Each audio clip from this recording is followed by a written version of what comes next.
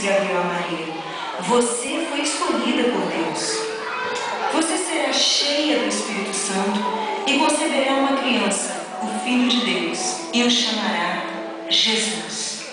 E Maria confiou em Deus. José era um simples carpinteiro. Estava confuso com o fato de Maria estar esperando um bebê. Ele pensava em deixá-la secretamente, quando num sonho, um anjo veio e disse para recebê-la como sua esposa. José foi escolhido para ser o pai do filho tão amado de Deus. E José confiou em Deus. Maria e José se renderam ao chamado de Deus.